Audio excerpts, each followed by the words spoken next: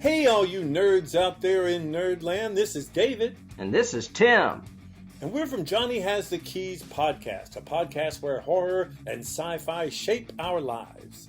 You're listening to Josh and Tyler of the 30 and Nerdy podcast, where they discuss, debate, and break it down with nerd culture and the nerds that reside there. If you like listening to these guys, consider coming over to the dark side with us on your favorite podcast platform of choice. Cheers to you, nerds, and don't forget your keys.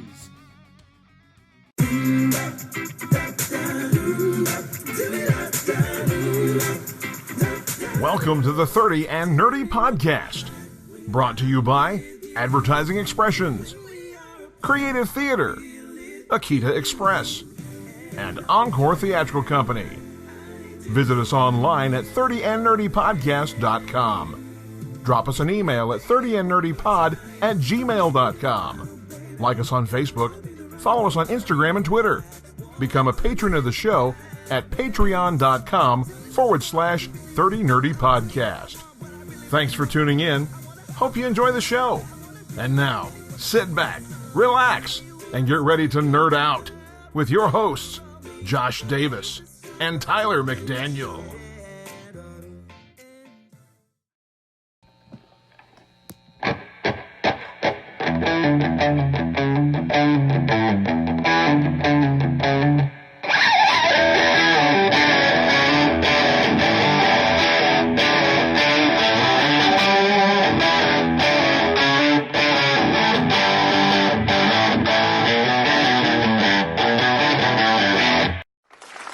What's up, nerds and nerdettes? This is the podcast where everyone knows your name. Cheers to you. Cheers to you. I'm Josh. And I'm Tyler, and this is 30 and Nerdy.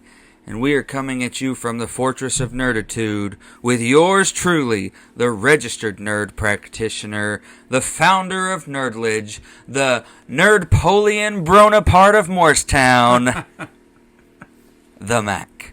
And always fantastic to be joined by my co-host here, the juicy one, the nerdtorious JLD, with his PhD of Nerdology, Dr. Davis himself.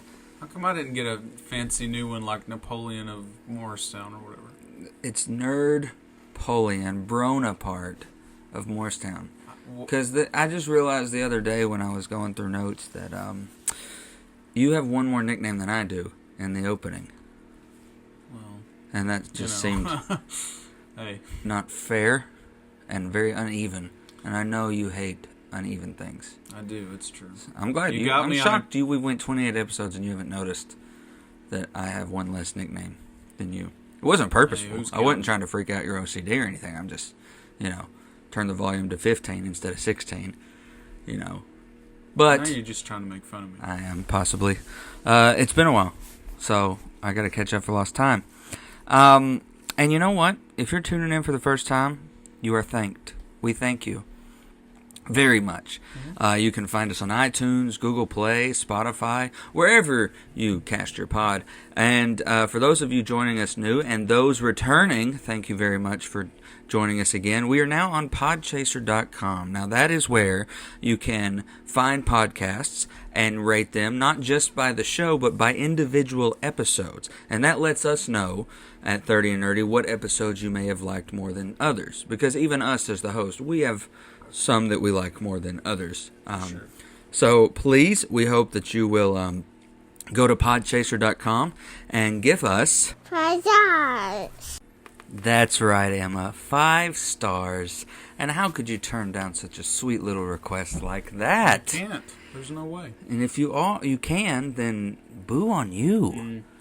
That is so not good. But, so, Dr. Davis, how's the week been? Hey, it's been quite the week. 2 weeks. Yeah, a couple weeks. Because we had to take a week off. Oh, yeah. But Halloween has happened since we've been together. Have you heard about these zombie Skittles? No. Oh, I wish I had some here. So, some of my lovely children at school, they were talking about their Halloween candy. They were eating a little bit of it. I didn't mind so much. and they were talking about zombie Skittles. And they asked me if I liked them. And I said, I don't know what they are. They said, oh, well, we have a present for you. So they gave me this little mini bag of zombie Skittles. Okay. Now, to their credit, they did tell me the deal up front.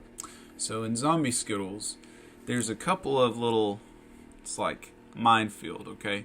There's a couple here and there that aren't quite right. They have like a nasty flavor to them. Oh, gosh. Yeah. Like birdie bots. Yes, exactly. It's like, Ooh. yeah. So some of them are like normal Skittles, and then you get a hold of one, and it's like the nastiest thing you've ever tasted. So one kid was like, yo, Mr. Davis, when I opened my bag of zombie Skittles, the first Skittle I ate was the zombie Skittle. I'm like, oh, okay, that sounds fun. So I tried it. So my fourth one was the bad one. And I put on quite a show, I bet, because I was like really grossed out. I was like, oh my gosh, y'all have killed me. Oh, no. So yeah, that was a fun thing. Some of my lovely children have discovered the podcast. Oh, really? Yeah, I don't really, I don't necessarily try to hide it or anything like that, but I don't really talk about it at school. And some of them brought it up. Speaking of students, we also, have another little buddy of ours that listens. Oh yeah! Shout out to Mr. Nunez's Mr. David's class, and he's a fantastic teacher and friend of the shows. Big designed our logo. Big super fan in his class. Good. Good. Yeah, he sent us a message. Yes, I saw that. Apparently, he listens to us all the time. Well, good. So shout out to Drevin. And Nerdmigo. He should have a sticker on the way. I think he's got it already. He's got it? Yeah. Good. They have been delivered. Well, enjoy that. Put that on your Trapper Keeper, your parents' car, or wherever you can show off the show, if you will. Right on. Now, it's not hard to notice that we did take a week off. We did. We had to. Life got in the way. It wasn't just for Halloween, even though I feel it should be a national holiday. It's not. It's not why we took off. We'll get to more of that, of course, in a little bit. But, sometimes life just gets in the way. But I do have before we get to the details of why we took off a week, the details of maybe some changes to our future plans as well, I have a Disney on Ice story to tell you. Oh, okay. So, next Saturday, Disney on Ice is coming to Knoxville. Right. And I used to go as a kid all the time. My parents would take me all the time. I saw Darkwing Duck on Ice, Little Mermaid on Ice, all of those classic Disney stuff. I actually, growing up, used to have, from Disney on Ice, I had this cup about this size, and Ariel was the handle that I got from Disney on Ice. And it was really cool. I also had a Darkwing Duck coffee mug. It was really cool. So we were going to go next Saturday. My older brother and his wife are taking the kids, and my mom and dad are coming into town, and me and Madison were going to join them. Well, we get on last night to the Coliseum's website to order tickets, and it's not just $22 a person. It's $22 a person, which I can stomach that. You pay more than that to go see a show in Pigeon Forge or some movies, just about that. However, there were so many excess fees that we would have to pay, including a location fee that Civic Coliseum charges when you buy tickets through them. Mm-hmm. It's like $4 a person. Yeah. And other fees. It would have been $35 a person to go see it. And we were just like, no. Not really worth it. Because we know what's going to be there. What movie's coming out soon? Frozen. Frozen 2. I've seen Frozen on Ice. Yeah. It's, so very repetitive. And I don't hate Disney on Ice. I loved it as a kid. I will take my kids. I love going as an adult. Yeah. But I was just like, I don't know about $35 a person. I think that Becky's taking Emma to it. That's good. So I don't know. She never said anything about what she paid for the ticket. I was like, that's ridiculous. $35, that fills my car up. I was like, that's ridiculous. Emma's ticket was probably... Oh, no. Yeah. I bet the kids are either free or like $5 or something like that. But it's smart, though, to overcharge the parents because they're bringing their kids when you come to town. So why don't we get into some of the details why, we have taken some time off the past 2 weeks.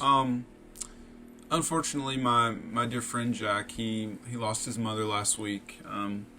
Very, very difficult time, obviously. And I just felt like, it was more important that I be a friend to Jack. So I spent a lot of time with him. And, that group of friends, we all kind of joined around and supported Jack through a difficult time. So just couldn't really take the time to sit down to record our show. Definitely missed it. But, sometimes. Absolutely. But you as a brother, as a fellow friend, as just a supportive person, you have to. That's a higher priority. Yeah, absolutely. And we love Jack here, and he's been through it. Yeah, not just his mother. He's been through it very unfairly in life, but he is he's strong. He's a trooper, man. For sure. And we love Jack, and we hope that y'all will keep him in your thoughts. Also, we had a little bit of back and forth issues with some of our future plans. Right. Sadly, we have had to forego appearing at Marble City Comic Con. There's just a lot of things. Seems like there was a lot of confusion with some of their locations for the event. Some who bookings the guests would be, and apparently, unfortunately for Shannon, who was the promoter of this event, he seemed to have some. His daughter got really sick. Unfortunate things going on at home, so certainly can't hold that against him at all. But just we felt like, everything is so up in the air. We wanted to be prepared to make it a really good experience, and we just felt like we wouldn't be able to deliver on that. So we decided to forego that. And we hope that in the future, though, if it does show up another opportunity to do things with Shannon as well as Marble City, that we will definitely be there. Absolutely. And we definitely want to wish a speedy recovery to his daughter as well. Yeah. So it has been a crazy week. The last time we recorded, I said, man, Rocky Horror was great. It was fun. It was fantastic. It was energetic. It was tiresome. 2 days of double features, late night shows. It's very tiresome. That I was taking a break. But there came an opportunity. Encore is doing a chorus line in January. And it kind of fell to me, this opportunity to get to perform in the show.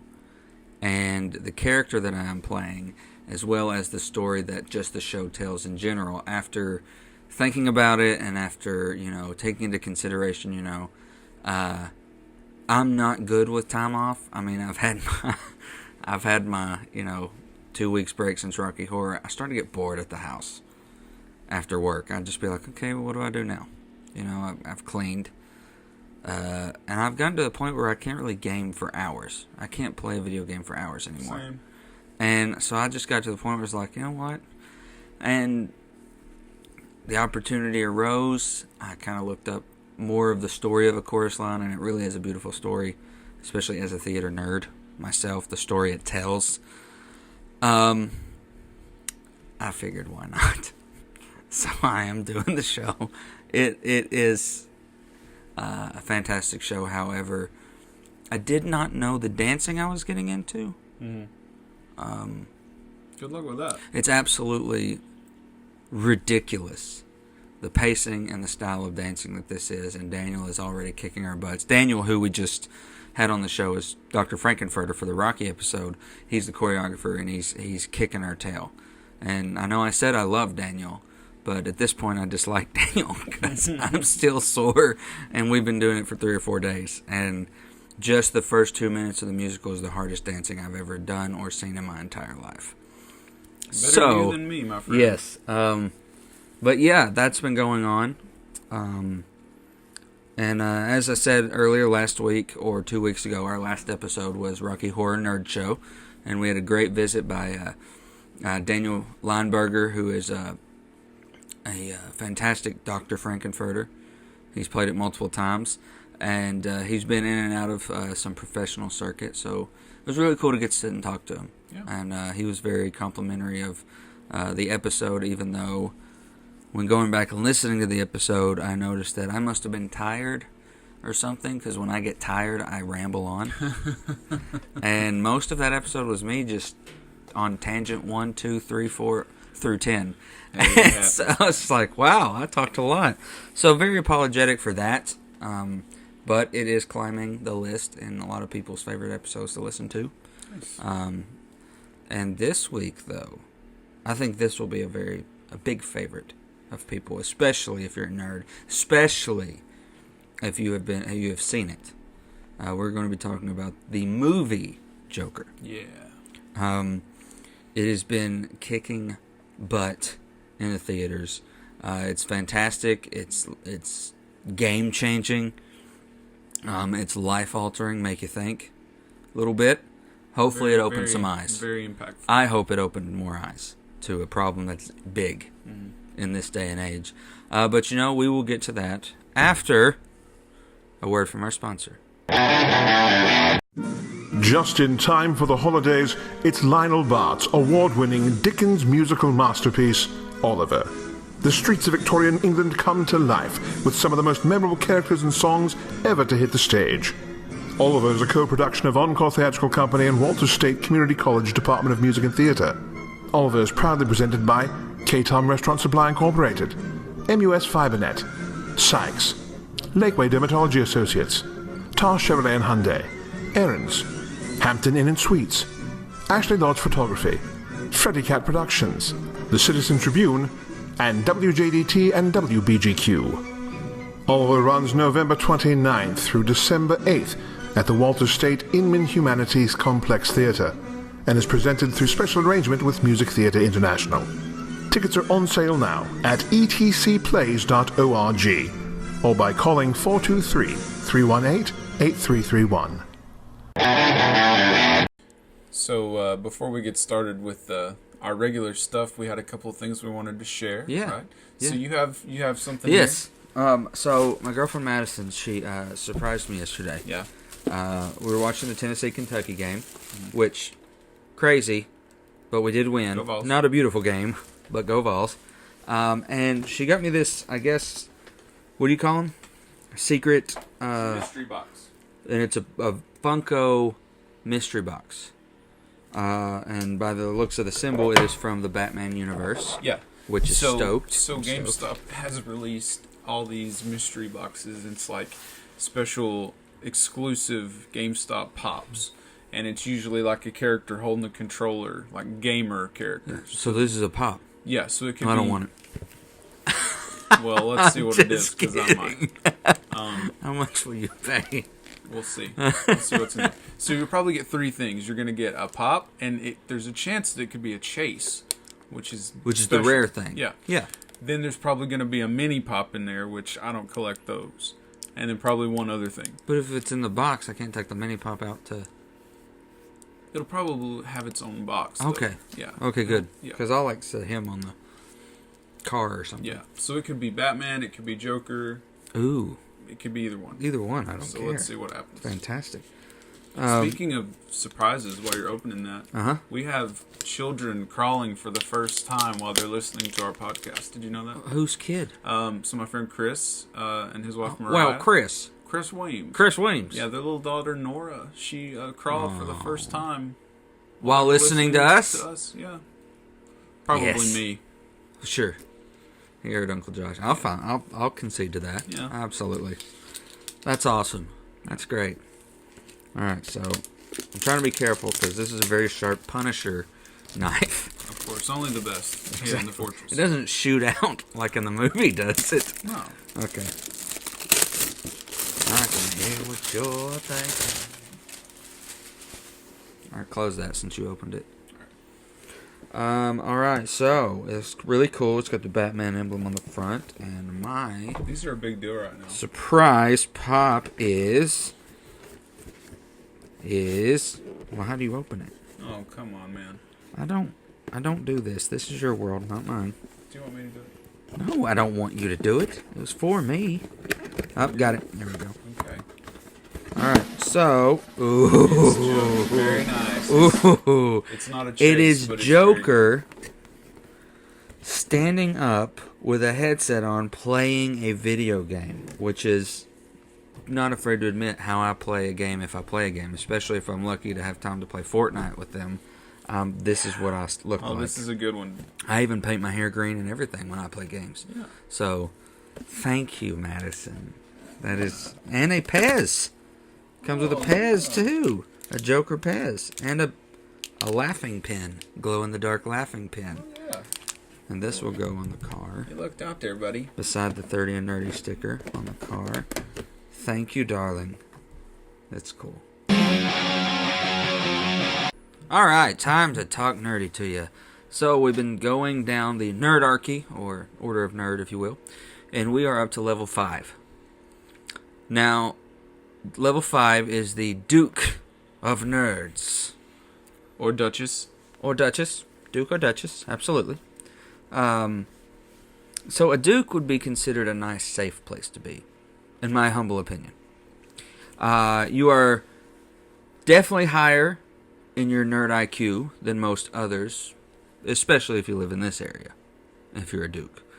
Because nerd culture in the southeast / Morristown, farmer-style area is very hard to come by. And so if you're a Duke, you're probably the higher on the food chain in your area.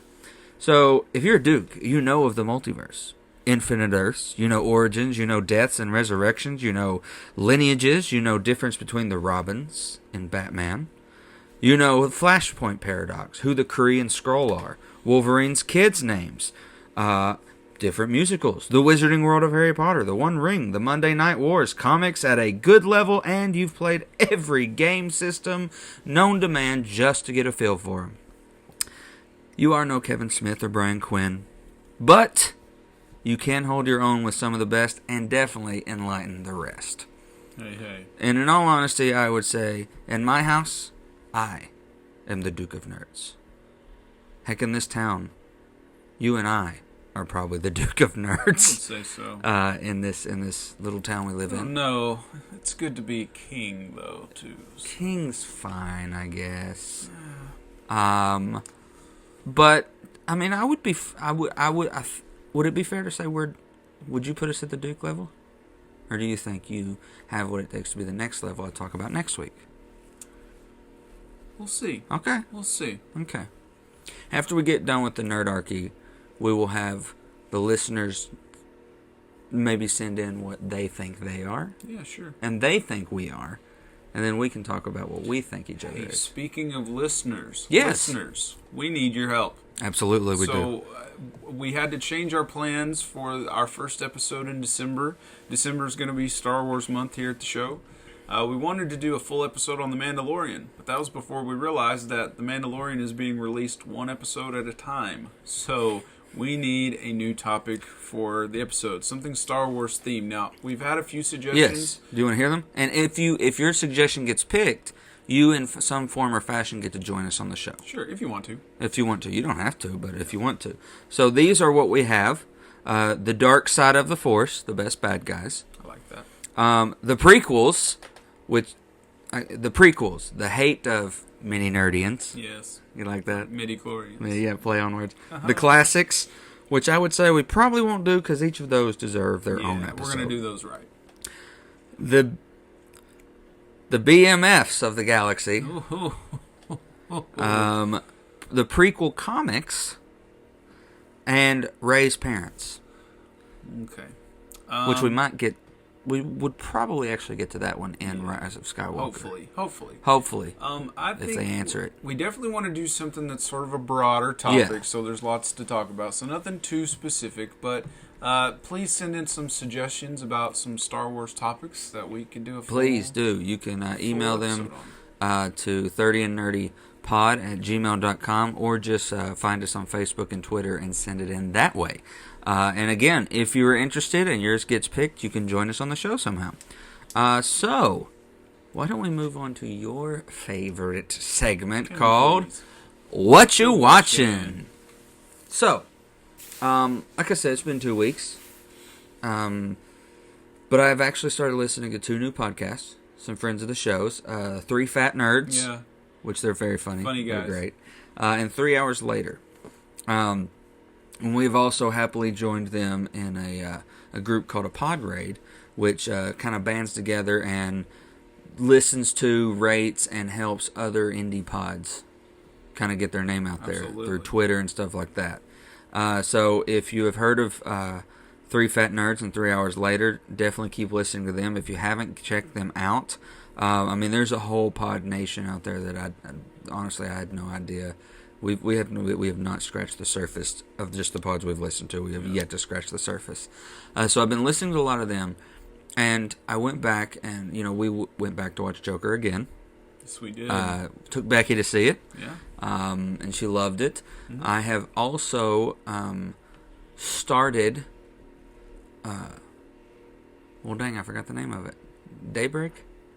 Oh yeah. Yeah, I'm about halfway through the first episode because I fell asleep. Oh. Yeah, Not a but good I sign. love the aspect that it's like the parents. Like, you can already kind of get this feel that it's like, since the adults are the ones that get infected, then you have like high schoolers who aren't infected that are having to run things. Yeah. So it kind of adds this societal, like, high school archy feel, like the non-popular, the rich, the stuff like The that. jocks, And it kind of gave me some PTSD of high school. No. And I was like, oh god, this is exactly how it'd be. This is exactly how it would be.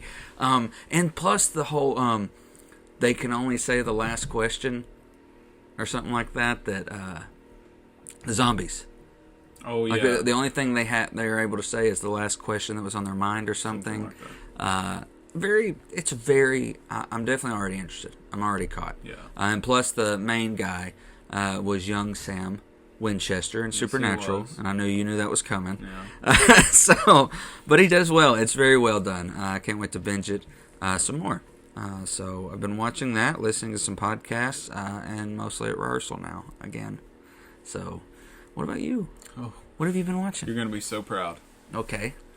Well, I decided it was time. I started a little show called Titans. Yes. I did it. I pulled the trigger. I watched 2 episodes so far, and I love it. I'm very, very impressed with it. The fight scenes, man, are incredible. Robin just beat the devil out of a bunch of dudes. Yes. It is definitely R-rated. Yes, it Yes, is. it is. Yeah, thank you for bringing that up. Yeah. Yes, it's not for the young ones. So you saw. So what do you think about Dick Grayson? Who's playing? He's great. He's Great. fantastic. He reminds me of like a young, handsome Logan. Logan Roach. Yeah. Listen, I thought we talked about this. I thought you were Okay. I'm allowed one time to Okay. bring him up. You bring him up like 5 times per episode. Okay. This is that's my not one and only 5. But he does look like a young, handsome Logan. He really does. Because Logan right now is older and not handsome. Jeez. Well, he was Fat Thor for Halloween. He was Fat Thor, which was very well done. He did a good job. Very well done. What do you think about Raven? Oh man, Raven scared the poo out of me last night. She had her first. It was burst. she was looking at a picture of a dude in a morgue, and his face came out and screamed at her, and I'm sitting over here in my chair. I was almost like getting kind of sleepy, and I was like, ah! Jump scare. I hate when that happens.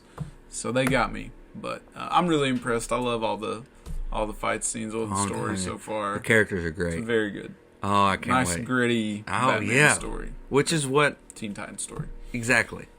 And again, kids, rated R. Yeah. So, but yes, I'm so glad we get to start talking about this as each episode happens.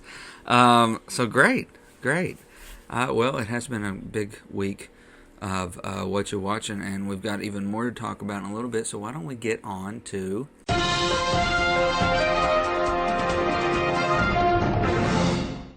all right, the news, the nerd news. So, this coming Tuesday, certain streaming service arrives. Yeah. Disney Plus. Yeah. No big deal. NBD. we did post a couple weeks ago the list of everything that will drop day 1. Hey, so let me tell you a little something about that. So I went to Full Sail, and I've kind of kept in touch with one of my teachers there. He's a really smart guy. So he actually did the math on this, okay? So he took all the content that they're releasing right when it launches. He says, if a person spent 16 hours a day, 7 days a week watching, and this is when they would finish watching everything on there, August 11th, 2020 at 4:04 p.m. That's how long it would take a person when the service launches. If they started right then, 16 hours a day, they would not be able to watch everything until August 11th, 2020. Good Lord. And that's not counting the stuff that's still going to come as the months roll on. Yeah. And they've announced that they're going to put Endgame on there right away. Yeah, and they've got a straight to D+ movie coming out, Lady and the Tramp live action. It's going to be great. So, it's huge. Very, very And good. that, obviously, is going to be in a few months. Kind of coinciding with the release of HBO Max, Warner Media's stream service that's coming out. And not only do they have sole rights to Friends, which means everyone will buy HBO Max just so they can get their Fringe binge on, whatever. I don't see the love of it, but whatever. They're gonna have a Green Lantern series, coming to HBO Max. Also, HBO Max is planning on having 8 to 10 Warner Brothers provided films, with the number expected to increase over time. Some of those films could be produced by and overseen by Greg Berlanti, who currently has an overall deal with Warner Brothers and produces several DC television products. So maybe we start to see the DC universe from TV starting to show up in HBO Max world. Interesting to see what happens. It will be interesting. Greg's done a really good job with DC television. And lots to talk about in a couple of weeks when we have our Streaming Wars episode. Yes, Stream Wars 2, Revenge of the Binge. Yeah. Yes, I like that. Speaking of streaming, Netflix has released a statement saying that older Roku models, as well as some Samsung and Vizio smart TVs, will stop supporting the Netflix app. Some people believe that this is first of many cuts to come beginning December 1st of this year. Why would they do that, you think? I don't know if this is some sort of effort to prevent people from sharing their stuff, or if it's because there's going to be so much content that those old devices can't handle it. I don't know, but I think a lot of people are. Well, speaking of the sharing, about that. there was an interview in this report with Netflix product boss Greg Peters, and he said that annually they lose upwards of $1.62 billion to password sharing. Yeah. So I would probably try to cut down on sharing as much as I could as well. I understand. Not that we share. It's ours. We don't share with anyone. Why would we do that? No. So moving on, the Batman has found 2 more cast members. It was reported this week they have solidified Colin Farrell as the Penguin. Mm-hmm. We'll see. We'll see. And Andy Serkis as Alfred. We'll see. Yeah. This is going in an interesting direction. All the casting of this movie. It really is. We'll see. That's all. We'll see. I'm not opposed to it by any means. Well, it's weird because most of us nerds first knew Andy Serkis as Gollum, the voice to Gollum, right, and the mocap suit to Gollum. Then most nerds, he was Clow in the MCU, which me and Maddie just made it up to Age of Ultron. She's on her watch through of the MCU, and she just saw Age of Ultron. And Clow has his scene with Ultron and stuff like that. Knowing that I was like, really gonna have to see with this one, because just seeing some of the roles that Andy Serkis has played, some of them I would not say are Alfred. This is going to be Definitely. a very physical Alfred. I'm assuming. Assume it's not going to be the old fragile Alfred. It's going to be the one who can really fight kick and some kick butt. because it is a younger Batman. Yeah. So. Yeah. Okay. We'll see. Again, We'll see. Yeah. Moving forward. So, though they canceled Naomi Watts' prequel series, they have the prequel series to Game of Thrones. Naomi Watts had a prequel series to Game of Thrones. They had some cast announced, and then HBO decided to cut it and drop it. However, they are moving forward with a different prequel series that has gotten a 10-episode order at HBO, and it'll be all about the Targaryen Civil War. Okay. We'll see. In more exciting news, Spider-Verse sequel has officially been announced for April 8th, 2022. It's a long way away. It's too far away, people. Wait. However, if they're going to deliver another amazing product like Spider-Verse 1, we'll wait. It'll be well worth it. But you know the good thing about this, at April 8th, 2022. 2022. Yeah, lots of twos there. Emma will probably be old enough that To she go with can us. sit in a movie, you know? Absolutely. So maybe she'll get to see it with us. And that's like 2 days before my birthday. That's right. So that could be Yeah. my birthday present. Yeah, it'll be a big Sweet. thing. We'll make a big deal of it. So moving on, IGN reports that the original Sanderson sisters are very open and willing to return to the D+ sequel of Hocus Pocus. You know, I've been thinking about this because with Halloween being the other day, they had Hocus Pocus on rerun. Mm-hmm. And we watched a little bit of it. And they had a pop-up version where they have little facts. Yeah. Like, did you know that the fountain from Friends, the little intro to Friends, is seen in Hocus Pocus? When they're dancing, they're like, we just beat them. They're gone. They beat the Sanderson sisters. Yeah. When they put them in I the don't know. the It just popped incinerator up thing. somewhere, and I was like, oh, hey. Yeah. But anyway, I was thinking, I would love more Hocus Pocus. I'll watch it, and I'll be excited about it. But is there really any way that it can top the first one? No. Absolutely not. I mean, how long? 25 years Something like that. since the first one? There's no way anything can be as good, They're let gonna alone better. have a lot of explaining to do too. It'll be great, I'm sure, but Oh, man. I just don't But no, not think no, it'll measure up. absolutely not. Moving on, some weird news. James Dean is being brought back to life I saw that. through CGI technology for an upcoming war drama movie, Finding Jack. That's odd. Because if you can do that, they're almost immortal. Their performances can go on and on and on. I mean, then you could...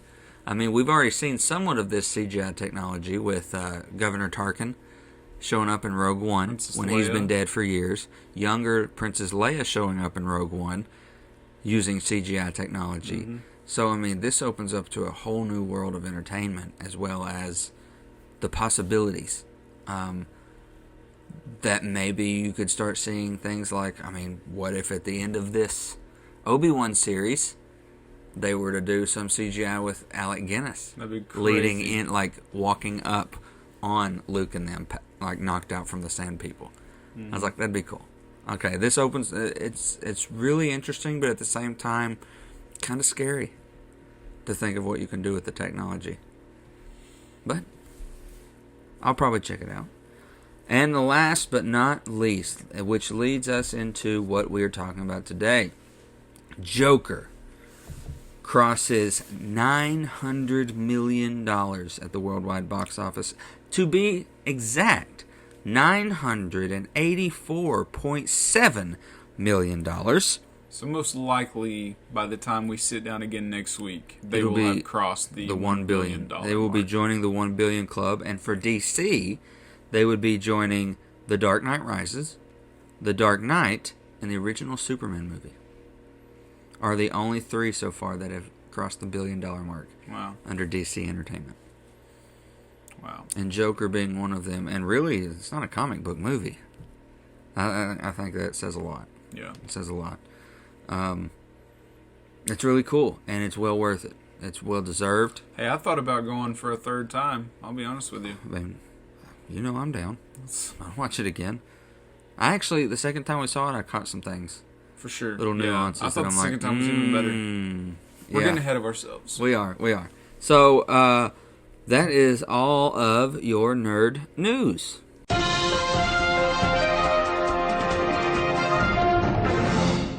This episode has been brought to you by Akita Express. Akita is a family-owned restaurant where they treat you like family and feed you till you're full. Full-service portions and quality at a fast pace. They'll honestly believe in providing the best customer service as fast food for a reasonable price. Fresh hibachi grilled food in a matter of minutes. If you haven't tried it, I'm sure they will be able to fix something you will enjoy. 10 out of 10 would recommend. I do love Akita Express. Give them a try. They're right here in Morristown, Tennessee at 3100 East Morris Boulevard. And when you stop by, tell them 30 and Nerdier sent you. That's right. It's time. Time for us to... On the Joker. No, not the Joker as a character this time. We did that. Yeah. But Joker, the vastly successful 2019 film directed by Todd Phillips, which is now the #1 rated R movie of all time. It is getting so near the $1 billion club, which, like we said earlier, rightfully so, and it has cracked IMDb's top 10 movie list of all time. And when premiering at the Venice Film Festival, it received an 8-minute-long standing ovation. Mm-hmm. And did you know that I'm sure you knew, JD, a big arc of the failed stand-up comedian comes from what famous Batman graphic novel? That would probably be The Killing Joke. Yes, Todd Phillips is a huge fan of The Killing Joke. Mm-hmm. And I think they did it well without mimicking it. Yeah, they did. It's just more of like an Easter egg style.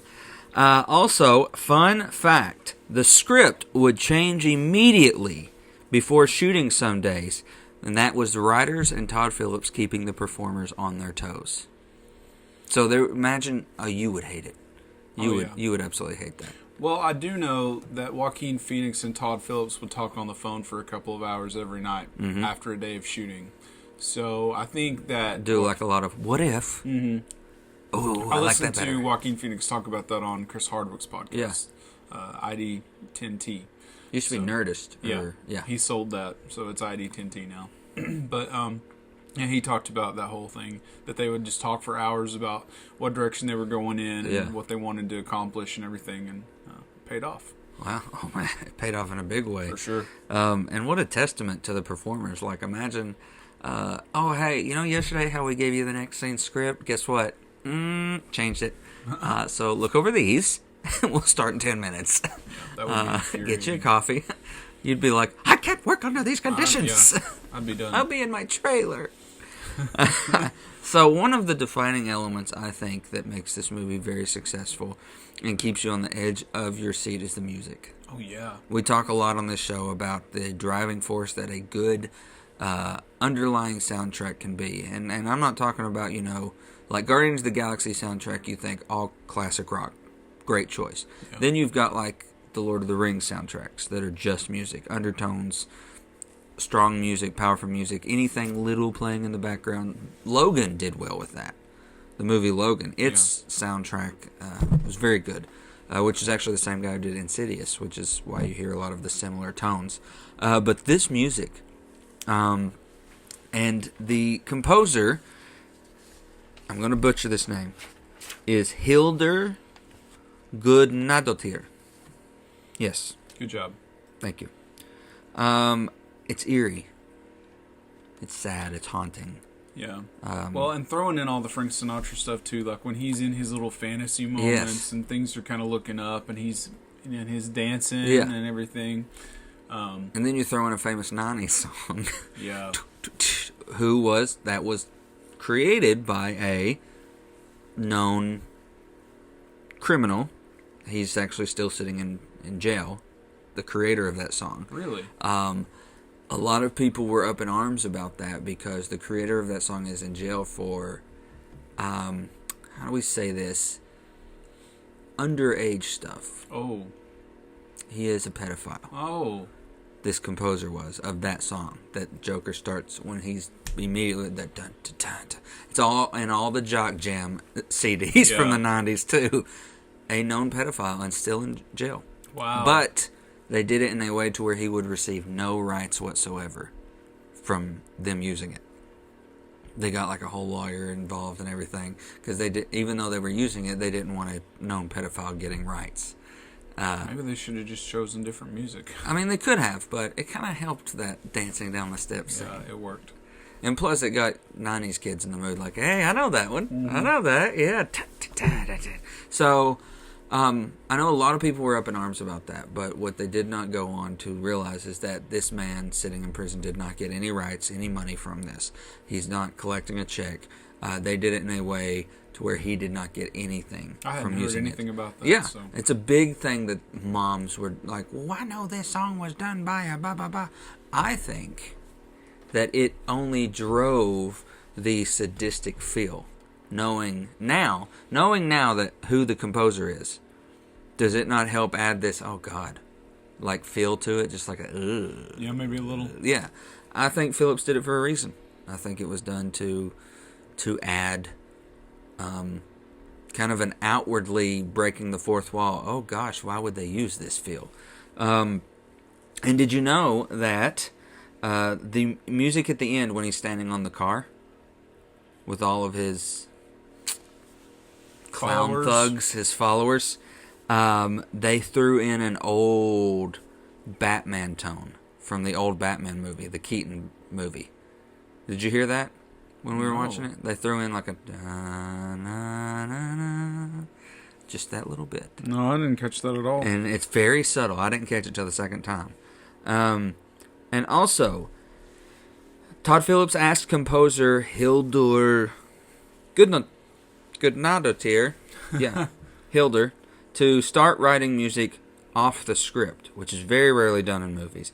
Basically, she reads the script to start composing along with the words she's seeing on the paper, as opposed to seeing actions going in front of her. I like that. And I was like, that's talent, man. Mm-hmm. Like, knowing what the soundtrack and the soundscapes that they use are now, knowing that she did most of that just by reading the words Todd Phillips wrote. The most memorable music for me was when he was, I think he might have been walking down the hallway in his apartment, like when he was on his way to do the show, the Murray show.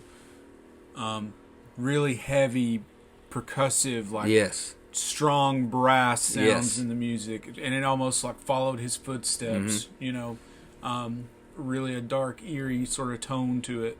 It fit so well, and I remember just feeling the excitement in that moment because the music helped build there that he up. is. Yeah, that's it. That's the him. Hair's here, the makeup's here. There the it is. Attitude a little bit. Yes, and just a little smirk as the elevator's closing. Kind of like, now he smiles, now he's happy. Kind of like what he tells his mom, I haven't been happy a day in my life. Yeah. But now you can see that he is, because he's just let go and embraced. Like he says, nothing can hurt me anymore. Yeah, nothing can hurt me anymore. Because, I mean, think about what it leads up to that. He's been beaten and battered and lied to and cheated and screwed over. And I think that drives the nothing can hurt me anymore. Yeah, you just wait for him to just finally pop. Explode after all the things that happen. Yeah. And that's like most of the movie. You're just, okay, is this what causes him to... Okay, he's... We'll talk about that later, I'm sure. So, any other thoughts on the music? No. I think it was great, beautiful, haunting. I actually downloaded the soundtrack from iTunes, and all it is just the soundscape music. Yeah, the orchestration. I love it. It's fantastic. Moving on, the performances. Phoenix is phenomenal. Oh, yeah. Alliteration. Phoenix is phenomenal. Do you know he's based his laugh on videos of people suffering from a condition called pathological laughter? I did know that. He watched several hours of that footage to sort of help him... I think that's creepy. Prepare his laugh. Like, imagine sitting in the dark watching videos of nothing but people who suffer from this disease. I think this just shows that, like, when you get really invested and really committed to a role and you do go the method route like that... Well, I don't... Like, he actually said in an interview... He went back and watched some interviews with other Joker performers, and he said that dark place that they talk about, he's like, I didn't go there. He's like, I'm fine. He's like, I didn't have to go to some Edgar Allan Poe dark place to play the Joker. He's like, I just performed the part. Yeah, but he also I was like, lost I don't know, much weight? 52 pounds. 52 pounds. I was like, a little He was really committed. ridiculous. So that's commitment. But he said that he didn't go to the dark place that he had heard Leto, Ledger, and Nicholson talk about. He's like, I didn't go to it. I think naturally he's an oddball already as it is. Mm-hmm. So he might already live in that dark place. Yeah, he only does certain roles. Yeah, very choosy. Like you said, he lost 52 pounds for the part. He actually also studied silent film stars Buster Keaton and Ray Bolger for Arthur and Joker movements, how he walked, how he stood, how he kind of swayed, some of his little dancey things. Mm-hmm. He studied a lot of Buster Keaton. And that's another version of like, gosh, that's studying. Like, he did the type of studying that's the safe route, you know? Like, you hear stories of the studying and the process that Ledger took himself through. And it's almost like comparing the two, like, well, it's not a surprise that Ledger lost it. Yeah. And couldn't sleep. He was researching some dark stuff. Some anarchist type stuff. Some dark web stuff to get him in the mood. And Leto would do things like sending these terrible gifts to his co-stars to get them to treat him like the Joker. And I was like, that's... Some of it sounds fun when you talk about it, but I couldn't imagine... Could you imagine being... I could never do anything like that. Yeah. I would never be that method. Yeah, I could not do that method. That's ridiculous. The dance in the bathroom was completely improvised by Joaquin Phoenix. After the first shooting, the way that he set it up is like the cameras were rolling and he just stopped and he just started doing these movements. And they just kept rolling. It worked out. As he went, and I was like, man. Well, it just proves that as a performer, and just I think my lesson in life that I've tried to learn is I think some of the best things, some of the truly best things, whether it be on stage, on camera, with friends, happen unplanned. Mm-hmm. And I totally agree. Absolutely. His mom, do you recognize her? Yeah, she was Barney's mom in How I Met Your Mother. Yes. She was also in American Horror Story. Yes. I don't know her name. You spitfired a fact to me that I had no idea who she played. She was the teacher in The Grinch. Yeah, I did not recognize that. Yep. She was the teacher. Uncredited, though. I think she was uncredited. I don't know why, but yeah, it's definitely her. Just going through some of these notes here.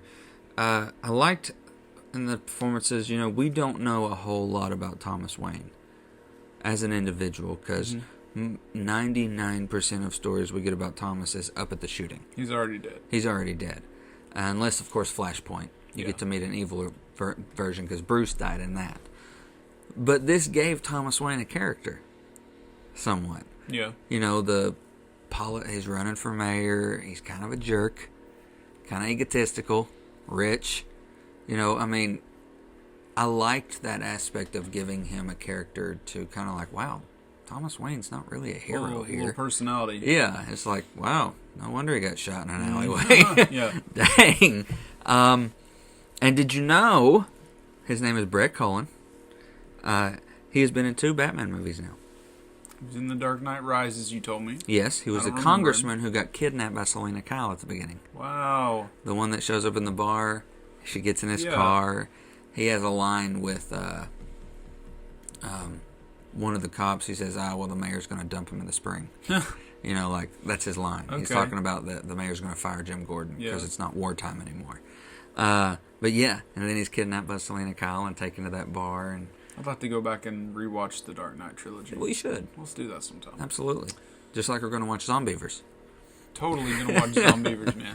It's on the list. And he's also not a stranger to comic book movies. Do you know what Marvel comic book movie he was in? The Punisher. Close, but no. Ghost Rider. Yes. He played Bart Blaze. In the beginning, he was Johnny Blaze's father. No way. Yep. Wow. Uh-huh. Hey. And he's also in one of my favorite sports movies, The Replacements. Oh. Yeah. A lot of things, then. Yeah. He is, actually. So, any performances aside from that? De Niro was good. I love De Niro in this movie. He's fantastic. And I think that him being in this movie really helps me relate it to Taxi Driver.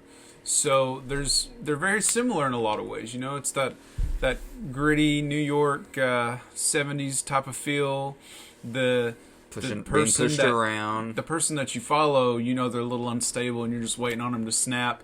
And then in the end, in a way, despite the horrible things that they've done, both Joker and Robert De Niro's character in Taxi Driver, they're sort of held up as heroes. Vigilante style. Yeah. Heroes. Very similar. But yeah, I remember when they came out with the casting of De Niro, I was like, oh, come on. Don't water it down with star power. But at the same time, I was like, actually, you know what? De Niro's the star you can put here. Because he's done the Goodfellas. He's done those mafia-style movies like Taxi, and he does the gritty very well. Yeah. It's not like putting Andy Griffith in that part. And he or something. was like a perfect talk show host type character, you know. He Absolutely. really pulled it off. It was great. He completely made you forget about being in Meet the Parents, that character. Yeah. So, Circle of Trust. Circle of Trust, Greg. I'm counting on you, Greg. So, let's move forward to the anxiety of the movie. Yeah. Because that's a driving force. Well, there's a lot of uncomfortable moments in the movie, and you know, a lot of people have felt some anxiety in watching this. A friend of the show, Chase, I spoke to him a little bit. He said that at the end of the movie, he had a full-on anxiety attack. Oh yeah. And this was something that he said, you know, he didn't really have a lot of experience with, but you know, he said something about how, like, you know, you're rooting for Arthur despite the fact that he's not right, and you're expecting him to go into this talk show and he's going to commit suicide, and the buildup of all that, he said it was just like, you know, he felt like he couldn't breathe and all this stuff. But he said despite that, he loved the movie. Well, and when we say you're rooting for Arthur, you're not rooting for him to commit these mass murders. You're rooting for him because, like, God, they have let him down. Yeah. Society has failed. With him. You're just like, I know those people. I've been those people before. I you know, every day where I work, you know, at Central Services, these people who just need help. I mean, they're everyday people for us, especially if you work in social services, psychology, stuff like that. So you know an Arthur Fleck. You've spoken to him countless times, and you're rooting for him because you see the downwards. And I love how there's this beautiful, with the sad music playing, the undertones, the slow walk he's taking up the steps at the beginning of the movie after his counseling session. Mm-hmm. Like, he takes that every day, and it's just the world beats him down so much, and you just see him dragging, physically beaten down. It's this long journey back home to his mom, where he has to take care of her, just to get up and do it all over again the next day. Those stairs are actually in New Jersey. Mm-hmm. Mm-hmm. Lots of people are flocking there to do their own Joker dancing videos. And like you said earlier, there's always this feel of just edge on your seat. What's next? When does it happen? The second time that we saw it, when he pulled the gun on Robert De Niro and, you know, pulled the trigger. Yeah, there was a woman, you know, a couple rows in front of us. She covered her mouth with her hands. Gasped loudly. Just audible reactions. Yeah. Becky told me after the movie was over, she had felt a little anxiety watching it. Yeah. She said it was great. She loved it, so she recommends it. And it also gives this brilliant, like at the end when everything's wrapping up, it gives you this brilliant feeling of what is real and what's not. You know, and I love how they play with that. Like, you get this idea that, you know, Bruce Wayne is his brother and Thomas Wayne is his father, and he's got this girlfriend. Idea. Yes, I love it. And it's so great. I love that. And then we don't really know what's real. They don't leave you with a definitive answer. And when we find out that the girlfriend, you know, he was imagining all that. Yeah. All that was we don't see what happens. We just see him walk out the door. Because she's saying, you know, my daughter's asleep. Please don't hurt us. Please leave. You're Arthur. You lived. That moment, you had an audible the first time we saw it. Yeah. When she's like, "You're Arthur, aren't you? The one that lives down the..." You're just like, "Oh my God, this has been in his head the entire time." Because, you know, part of me was also thinking, what is she doing? She knows he's like, he's kind of weird, rough around the edges. Yeah. And I think that that helps drive the whole what's real, what's not, just from that moment. Because then you start questioning, the picture of his mom that he finds. And on the back it says, "You have a beautiful smile, TW. Love your smile." Love your smile, yeah. And even I looked at you at one point and you went, "It's in his head." But then you're like, is it? Yeah. Is he his son? Is he? I want it to be true. I do, because that would add such a cool dynamic to the mythos of their battle.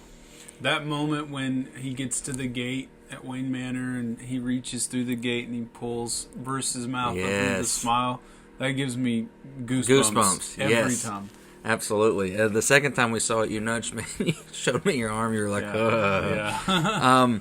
I said this in the episode where we talk about the character of the Joker, but our friends over at For Your Reference podcast, the way that they put it is, most films strike a balance of highs and lows, but Joker sat in its pain without any levity, allowing us to see from his eyes the development into Joker.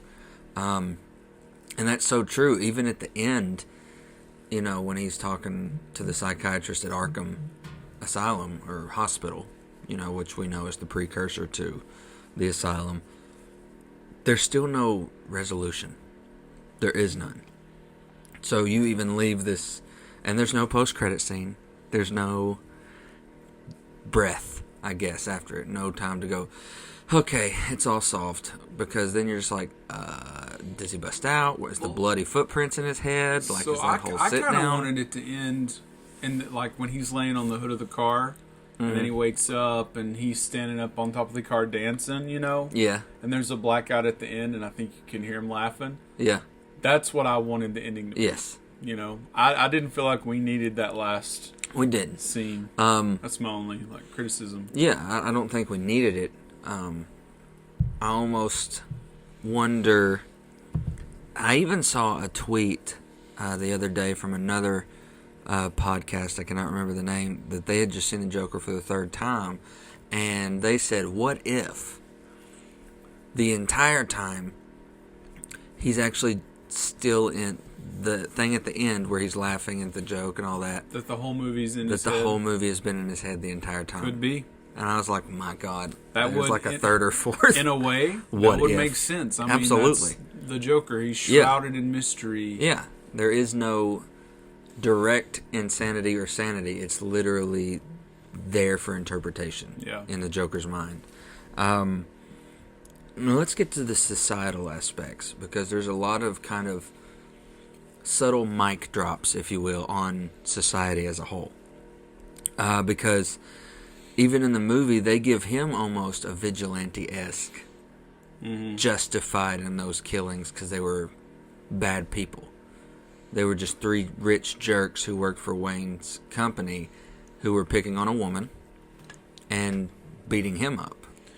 Yeah, I mean, if you think about it this way, the Joker and Batman, they're supposed to be polar opposites, but in a way, are they really that different? Because, especially in this version, both of them have this traumatic childhood event, and then they want to take out the bad guys. They want to, the Joker, in that first scene on the subway when he kills those three dudes, they were harassing that woman. They were messing with him, and he fought back, and he was considered a hero by some people. He, that movement was started by that. Who chooses who the bad guys are? Who? Society. Who says that Batman, is... Oh, yeah, I mean, even, like, Harvey Bullock. Even early on, Commissioner Gordon. To them, Batman's a bad guy because he's taken justice into his own hands, and you're not supposed to do that. So, there's also kind of this injustice in where would Arthur be if they didn't cut the funding? Was it helping? Was it the refill on his medication? Like that line gets me every. And he says, "Who am I supposed to see about my medication?" She's just, I don't know. Sorry, Arthur. They don't care about you, Arthur. Yeah. They don't care about me. He was trying to do the right thing, you know? I think so. That's part of what makes it so tragic. And, you know, he's trying to do the right thing. He carries the little card around that says what's wrong with him. He goes to the counseling. He takes his medicine. He's got this right. job as a clown because he wants to make people smile. Yeah. He doesn't do it just for a paycheck. He genuinely wants to be a funny guy. Well, and he does want people's attention. Yeah. He talks about how he's felt like his whole life, does he even exist? Mm-hmm. And he just wants a little bit of attention, a little love. You know, he has the dream sequence where he's in the audience of the Murray show, and he stands up and has him come down there, and he says, "Oh, I wish I had a son like you." Yeah. And he's like, "Arthur, that was really beautiful what you said. You know, you're a funny guy. You're a great guy, Arthur." And that's really all Arthur wants at the end of the day. Yeah. But, you know, society fails him in not just cutting the funding, but, you know, everyone has a bad day. Kind of like, I mean, and even De Niro's character is like, do you think that justifies what you've done? The killing of those 3 sweet, innocent, you know. So it really is the head of the coin. What side of the coin do you look at? And not to make a Two-Face reference, but I think someone even said Batman and Joker are the different sides of the coin. Yeah. So it's kind of like, you know, history's written by the winners. So who names villains, who names bad guys? Exactly. Like you said. And I think that's where most people are uncomfortable with this movie. It's not the murders, because in all honesty, every Joker before him killed way more people. I think the kill count was 6, maybe 7. Because we didn't see him kill the lady at the end. We don't know. We just see the bloody footprints. Yeah, if he killed the people in the apartment either. We don't know if he killed the mom. Yeah. I think, in all honesty, all of his killing were people who hurt him in some form or fashion. Well, let's see. The 3 dudes on the subway. Yeah. His mom lied to him his whole life and tried to kill him as a kid. So we're told. So we're led to believe. Yeah. Murray. So the mom. Murray. Well, the guy that lied about the gun. The guy that was... Oh, yeah, he stabbed him with scissors. Scissors, yeah. But then he looks at the little guy and he's like, "You were always nice to me. I'm not going to hurt you." You know, he tried to scare him a little bit when he was leaving. He did. Poor guy couldn't reach the lock or anything. But, yeah, so moving on to, like, kind of the pain aspect. How he, even in his... Not just his laugh hurts him because of what he has. It's like the way he laughs isn't just a clown laugh. You know, he'll grab his throat like it hurts. He tries to control it. He has tears. Yes. Even at the very beginning, when he's, you know, trying with his fingers to force himself to smile, he starts to cry because it hurts him to try to smile. And it's almost like the violence calms him down. Because each time he gets violent, then there's this calm. You know, he does a little calm, therapeutic dance in the bathroom. I wonder, does he really realize what he's done? You know?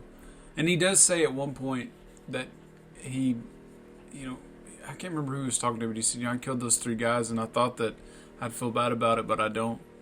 He doesn't really feel tells much. Murray that. Yeah. And then nothing can hurt me anymore. Yeah. He has nothing left to lose. And kind of going back to what you said about, you know, I wondered if I didn't exist. He says, you know, people see me now. Yeah, he said, oh, because it's Thomas Wayne, everybody's crying about it. But if you saw me laying on the side of the street, you'd walk right by me. And nothing's more true in this day and age still. I think that's part of the message that they're trying to send, man. You know, we don't know how to approach mental illness all the time. We fear it because we don't understand it. And I think that that's something that this movie's really trying to say, is that we need to think about how we view mental illness and how we treat mental illness and how we teach our children how to respond to mental illness. Because it's like and with not just mental illness, but anything, you know, the kids see how the adults act. Mm-hmm. And if kids in this generation are seeing the adults treat it the way that some adults honestly treat it, you know, yeah, we need to learn we that. need to educate people Absolutely. better about it. Absolutely. So I have some questions for you. Oh boy. You know, before she went in the hospital, you know, he says, "Are you the people who did this to my mom?" And like got her all upset and all that. And is that in his head? The talk with the detectives early on. Did he actually hurt her to send her in the hospital, or was it really the detectives questioning him? I don't know. And, I hadn't thought of that. And did he really think that? Does he really think he got fired because he's not funny? Do you think he processes the whole "you brought a gun to work" thing, or does he really think, well, they fired me because I wasn't funny? No, I think he was just being smart and didn't want to tell the cops that he actually had a gun. I agree with that. Why do you think he stopped choking Alfred when he looked at Bruce? You think there was a moment of, I don't want him to see me this way? Yes. Even in his insanity, there's just like, this is my because brother. I think we're led to believe that Arthur does have a heart. Yeah. Which is another reason why it's so hard for people to, you know, accept this movie and really swallow it, because you do look at him as the protagonist, even though he's not. You know, no, he's not. He's not a good guy, really. And by no means do we, you know, when we're talking about this, condone anyone that might see this and act violently afterwards. You know, there's all those people. I mean, like we talked about in the episode of his character, there was the shooting at the Dark Knight premiere. Yeah. Dark Knight Rises premiere. Yeah, it was in Aurora. There are people who say that due to us feeling bad for the Joker, this take on it, that people will use this as an excuse to act out. I think that, sure, in this day and age, that's a possibility and a solid worry to have. But at the same time, I worry more about, okay, moving forward now that you've seen this, what are you going to do? What are you going to take from this to help the problem that we see in this movie? Last question. What's the joke at the end that he's laughing at? And she goes, well, I like jokes. What's so funny? And then it flashes to Bruce in the alleyway, and he just goes, no, you wouldn't get it. Do you think, like, what's the joke he's laughing at? I don't know. The cycle starts all over again. Yeah. Do you think that maybe he knows of the shooting that happened? And he's like, huh, now let's see where Bruce goes from here. Mm-hmm. And kind of, you know, during watching it that second time, I pulled my phone out and I was like, no, wait a second. What's he laughing at? What's the joke? I don't get the joke. What joke's he talking about? You wouldn't get it. All right, so there's also some Easter eggs here. And I wish I could take credit for this first Easter egg. There are Easter eggs to Jared Leto's Joker in the movie. Do you know what they are? Well, I do know because you have it written out here for me, but it says... It's all the trash around the city. Fitting. I saw that on the internet. I found it humorous. The trying to make people smile. That's, you know, kind of an Easter egg to his gas that he has in the animated series and all that makes people die laughing. Mm-hmm. The clown thugs. Those two big ones that kind of pull him out of the car at the end, they're very homage to early animated Batman, like the two big clown thugs. He's always like, hey, Mr. J, what are we going to do? Bruce and Alfred, some of those masks, though, looked oddly familiar. Looked like the masks from the heist in the Dark Knight. They did. Gotham General Hospital, that his mom is in, is the hospital that blows up in the Dark Knight. Yeah. Which is a nice little thing. What were you going to say about Bruce and Alfred? Just the interaction. So it builds the whole, he's an arch enemy. Well, that was something also that I had said about Venom. Like, Venom was okay, but the whole time I felt like it's missing that little connection to Spider-Man. Even if just Aunt May was in that movie. Just some little connection. And this had that one little connection. So I thought it made it that much better. The makeup and the hair dye, obviously the green hair, him working on his own makeup. which I almost gagged both times he painted his tongue. Oh, yeah. I was like, oh, God, paint. Grabbing the camera to talk at the end, when he grabs the camera in Murray's show, is very homage to Heath, having the video camera in his hand. The Zorro movie that they're coming out of. It's actually supposed to be the Mark of Zorro, is what it is in the animated series in the comics. But it was a different adventure of Zorro in this movie. Bloody Red Smile. Yeah, that was another moment that gave me the goosebumps. Yes. That recording that plays at the end when she's like, I like jokes. You want to tell me a joke? And he's like, nah, you wouldn't get it. That's actually in one of the. I have written here too. It's in It's in Arkham Origins. It's a recording actually from in the game Arkham Origins. After you've caught him one time, he's sitting down and it's Harley Quinzel. It's Dr. Harleen Quinzel saying, I like jokes. You want to tell me what you're laughing at? And he goes, oh, you wouldn't get it. Oh. Yeah. How about that? Yeah. I've actually been playing some of Arkham Origins again. I don't know why. Like, out of all the Arkham games, I'm going back to that one. You playing it on the Xbox One? No, the PlayStation 3. Oh. Yeah. I don't know why I'm a PlayStation 3 still. But, so, we had some questions, all from different podcasts via Twitter. So we encourage you to go follow these people and also subscribe to their podcasts. At Coffincast asked, who do you think played the Joker the best? This is tough. I like Heath Ledger the most. Mm-hmm. I think that Joaquin Phoenix...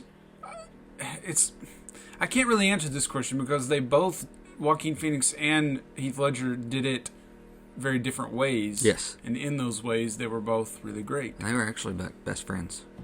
Do you know that? Really close friends. There was a connection. Really close friends. And actually, Robert De Niro is Joaquin Phoenix's favorite actor. But he was awkward to him on set because he was so intimidated by Robert being on set.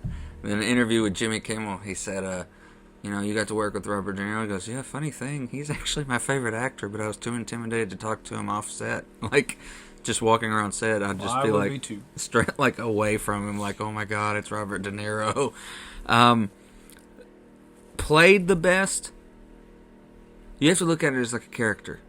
The characteristic of the Joker, in all honesty, I will still always say is played the best by Mark Hamill, just in his voice. I agree with that. Played again. Heath Ledger's the anarchist. He played it the best.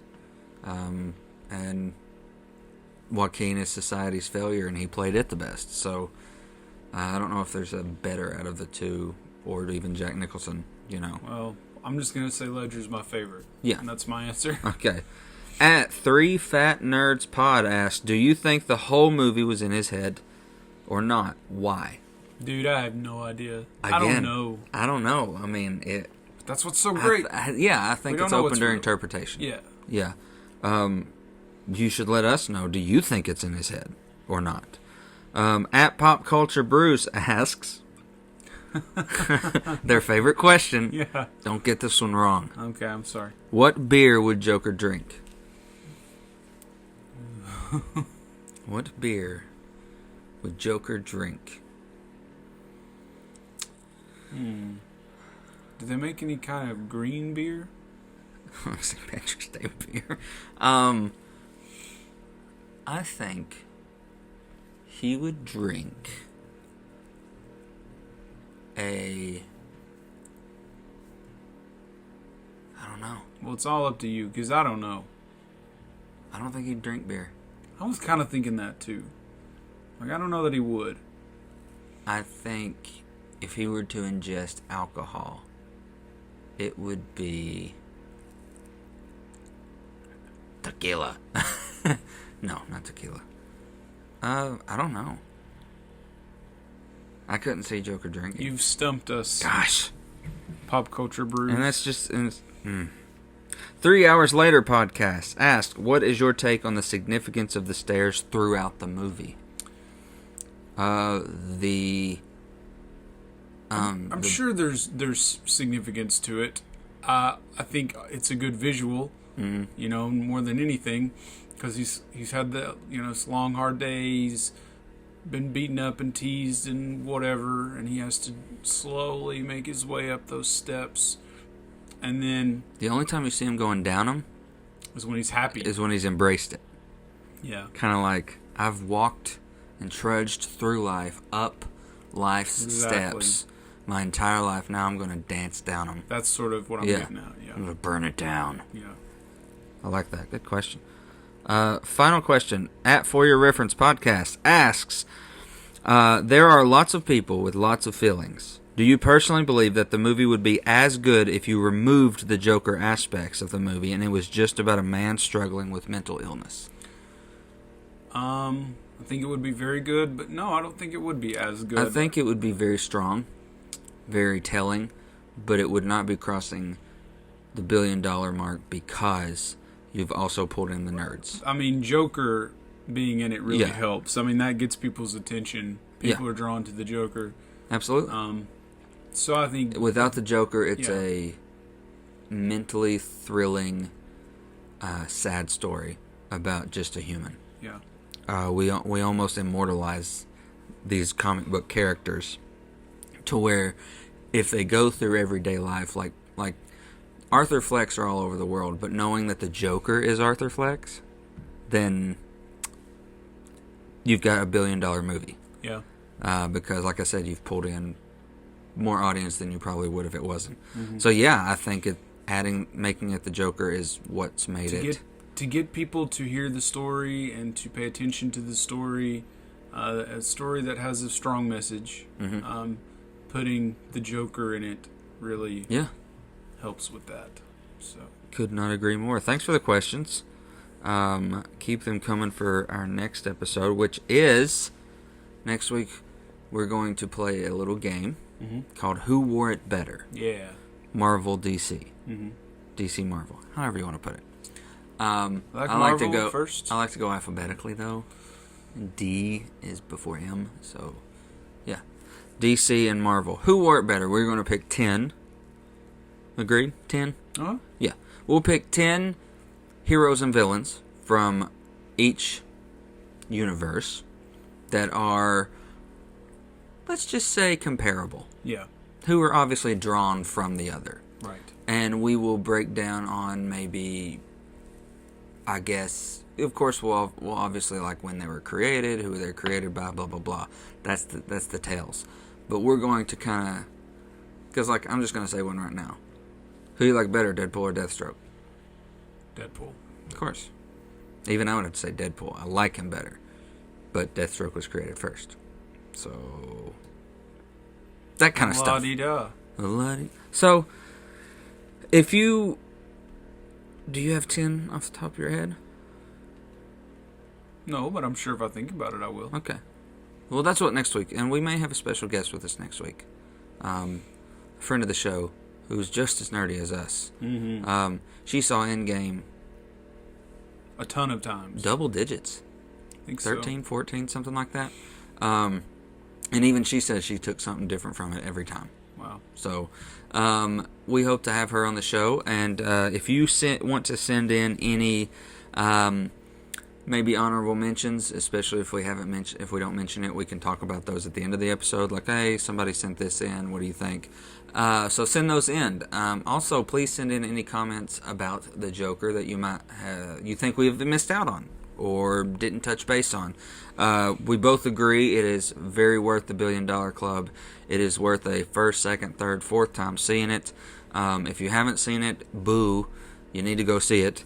And if you have, go again, because trust me, it's better the second time. I would agree. And we want to thank again our Patreon supporters. Yeah, thanks. We got a few out there, and we just, without you, it's harder to do this show. It is. Because a lot goes into it with equipment and keeping it up to date and stuff like that. So thank you, Patreon supporters. And we also want to...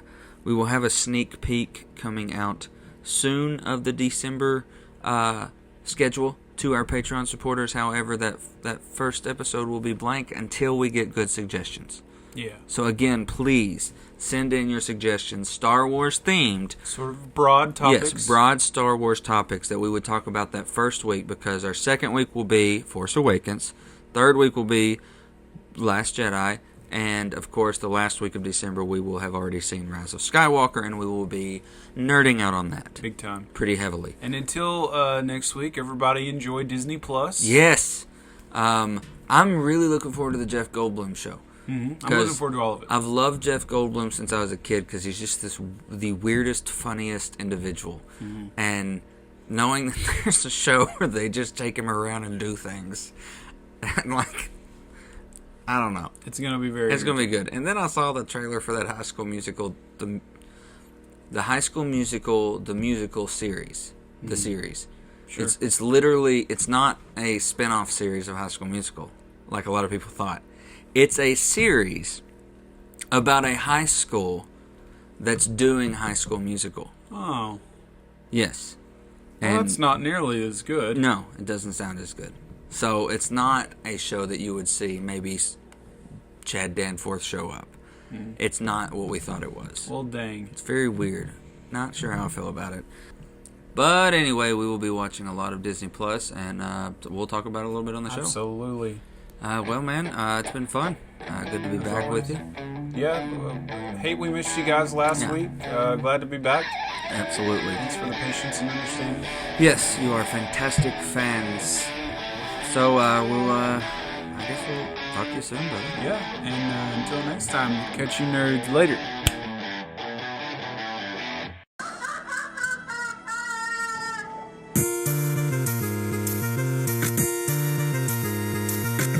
You've been listening to the 30 and Nerdy Podcast with your hosts, Tyler McDaniel and Josh Davis. Brought to you by Encore Theatrical Company, Akita Express, Creative Theater, and Advertising Expressions.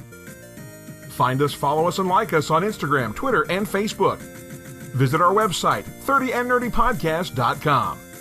Got something to tell us? Drop us an email, 30andnerdypod@gmail.com. Until next time, cheers to you, nerds!